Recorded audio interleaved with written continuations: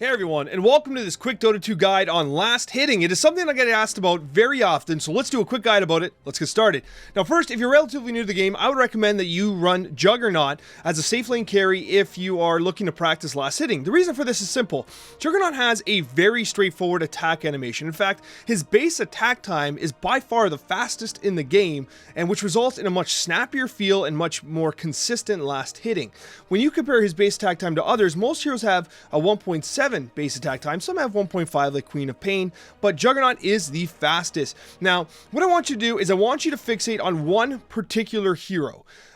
This is so important because you have, when you're new and you're trying to learn how to last hit, it's extremely important that you learn that, each individual hero has a unique attack animation, so it's very important you kind of get familiar with it so you can almost do it on instinct and not have to deal with variance with every single hero you are running. With experience, you'll be able to branch out to other heroes, but the first thing I want you to do is I want you to just run up, no items, and just poke a creep.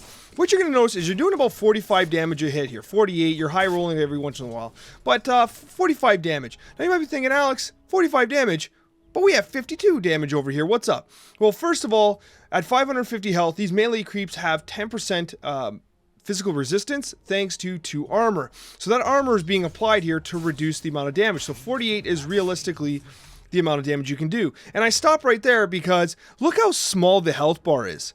Okay, that's 27, so a little bit bigger is about 48, and you don't have a lot of room to play with there. So it's very important that you understand that your starting items are very important as a carry, mid laner, or off laner.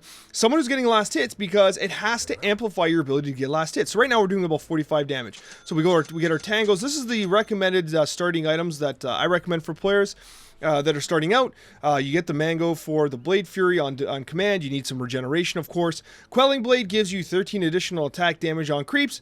The Circlet and the Slippers of Agility, they give you an additional 5 agility, and every point of agility not only gives you attack speed, but it gives you attack damage. So now we are at 57. So 5 extra, that's fine, but it's not accounting for the Quelling Blade. So we were doing about 45 damage before. Let's actually take a look at how much damage we're doing now. Let's poke him a bit, ready?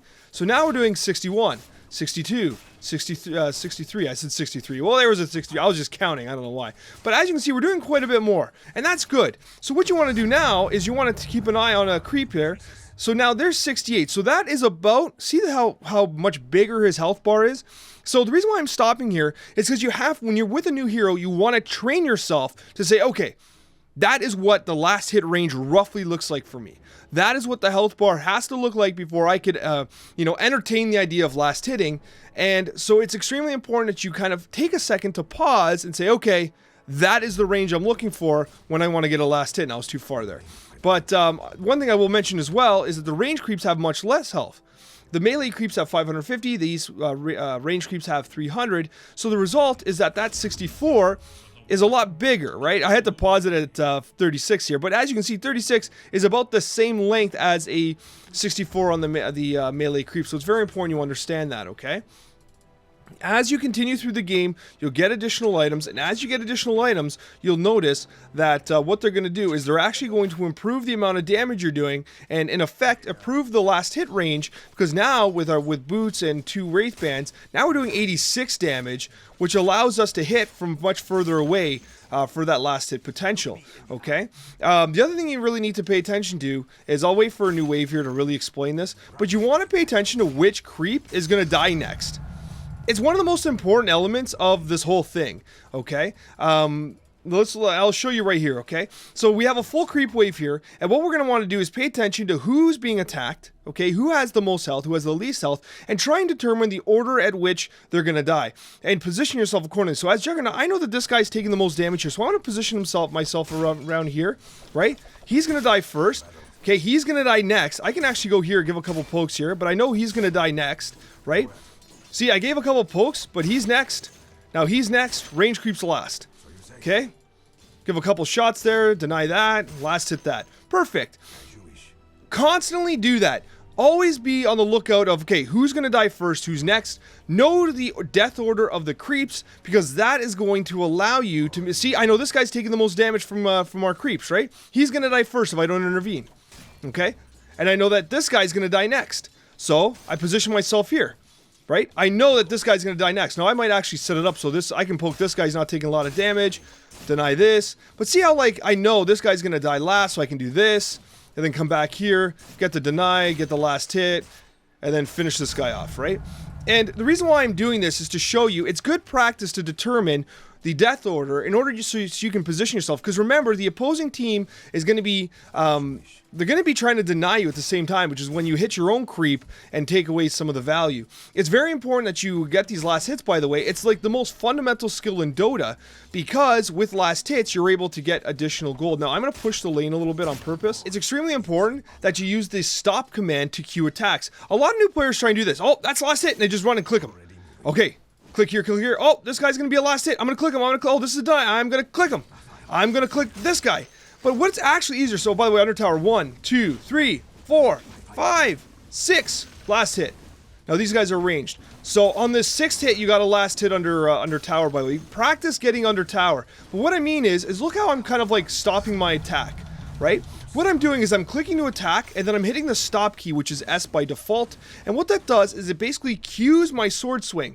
Now, it's a lot easier to do that than it is to run up and just click someone. Well, I mean, in that case, that was pretty easy. But what I'm trying to illustrate to you is that while you're under a lot of contention, it can be kind of like, look, I just missed that because I clicked on him and ran up to him. But look, if I'm getting my attack ready, right, all I have to do is release the S key, and it'll just cue the attack, right? So, click S, click S, click S. And then let go of S, boom, the attack goes through. It's like a way of queuing your animation.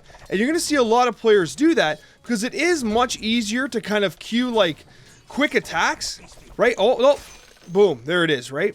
And it makes things a lot easier. So again, you're right clicking, then you're using the S key. Okay, there's the tower attack range. He comes in, this guy's already injured, so he gets 2 hits, I finish him. This guy's partially injured, 2, 3, 4, 5, hit him. Okay, these guys, 1, 2, finish him. 1, 2, finish him. Finish him.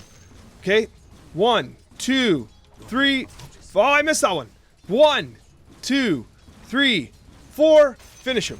This guy's damage, missed him. It's okay.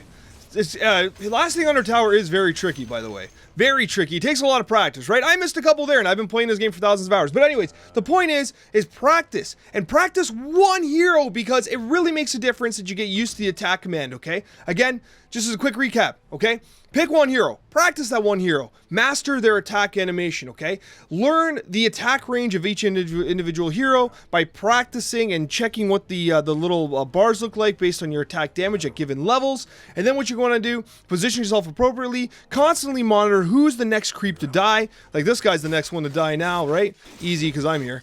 But anyways, and finally, what you're going to want to do is you're going to want to practice last hitting under towers and constantly monitor, you know, which, like, this guy's dead here, right? In there. Who's next to die? This guy's next to die. See how the creeps wrapped around him? Deny here, he's the next one to die. But anyways, guys, I hope this guide helped you. Last hitting, it is so important for you to master because it makes your game so much easier. As you get better, you get more gold, and it allows you to have more flexibility in the items you get and the power you have during the game. Thank you guys so much for watching, and a very special thank you to all of my wonderful subscribers. We'll see you in the next video.